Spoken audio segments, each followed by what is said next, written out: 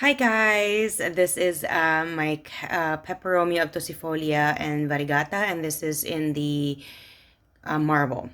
So I have the Golden Gate, and I think you guys have already seen that one.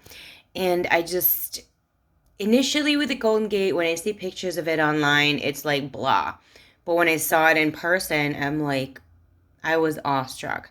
So when I saw this available, I always thought this was a prettier version of that one. And I already had a good experience with the Golden Gate, so I went ahead and got this one. I will be discussing on how I care for this particular plant, what I've used for soil, how I water, when to water, what I add in my water, how often I water, the direction of light she gets, and the distance from that light, the humidity level, fertilizers, supplements, everything that I use will be discussed. And if they can be found online, they're all going to be in the description section, including all my social media accounts.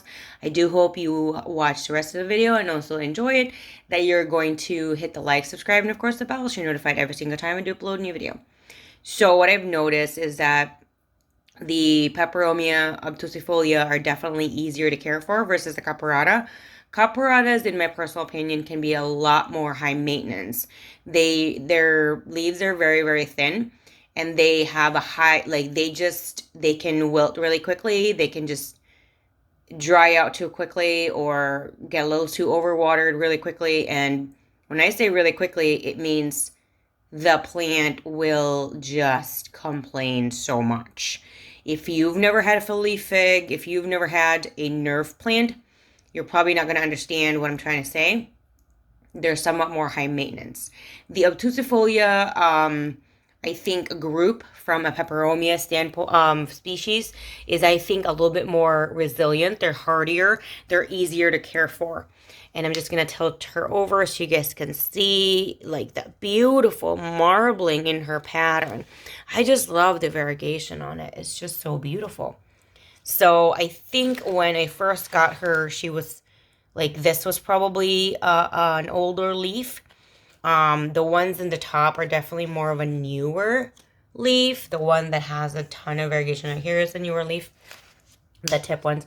So she definitely enjoys her spot. She does sit in a west-facing window, I would say about 4 feet away.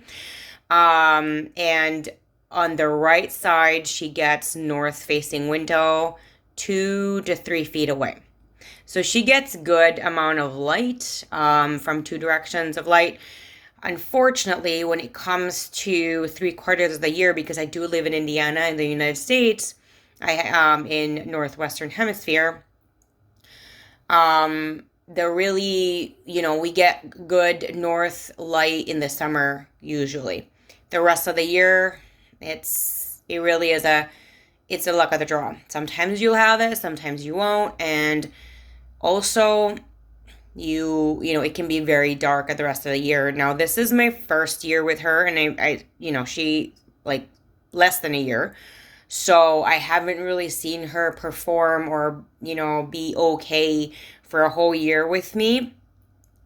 So we'll see what happens then. So far, there isn't really a big supplemental light. There is one floor lamp that I do have, which the bulb is a plant light, and I will link it down below. I do fertilize and supplement every time that I water, and I always talk about that. I do have reviews of certain ones that I've already used and keep using. I'll try to link them above, but if you can't, it's all in my channel. I will link all the stuff that I mix in my water in the description section because there's a ton. And the soil that I use is cactus soil because peperomias tend to prefer to be in a drier side, and they do prefer to more of a Obtusifolia. From what I've noticed, the Golden Gate was like this, and so is this one, and she is in cactus soil. I'll link that down below again. So what I've noticed is that they prefer to be very, very dry, and they do dry really quickly. This one is being watered between 4 to 7 days. I check her in 4 days, Sometimes, depending on that week, she's watered every 4 days. She is in a 4-inch pot.